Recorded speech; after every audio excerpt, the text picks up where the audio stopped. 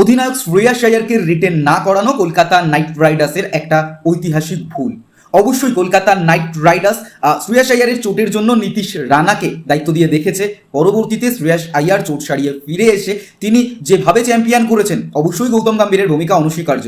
তবে এই মুহূর্তে অ্যাজ আ ক্যাপ্টেন শ্রেয়াস আয়ার যে স্ট্যাটস ফলো করছেন তাতে অবশ্যই কিছুদিনের মধ্যে মহেন্দ্র সিং ধোনি, যিনি অধিনায়ক হিসাবে ভারতীয় ক্রিকেটে চূড়ান্ত সফল, তাকেও টপকে যাবেন। স্ট্যাটস কিন্তু তাই বলছে।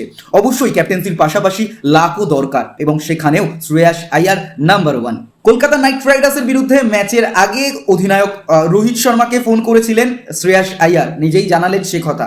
এবং সেখানে তিনি জিজ্ঞাসা করেছিলেন ম্যাচ বদলের প্রেক্ষাপট কোন কোন টিপসে আসবে, এবং সেই রোহিত শর্মার টিপস ফলো করেই যুজবেন্দ্র চাহালকে তিনি বল দেন, যেহেতু বল ভালো ঘুরছে ক্রিজে, ঠিক সেই কারণেই। এবং যুজবেন্দ্র চাহালকে বলেন আগ্রাসী বোলিং এবং সঠিক ফিল্ডিং সেটের মাধ্যমে গুরুত্বপূর্ণ উইকেট তুলে এনে 111 রান করে পাঞ্জাব কিংস অবশ্যই গুরুত্বপূর্ণ জয় তুলে নিয়েছেন।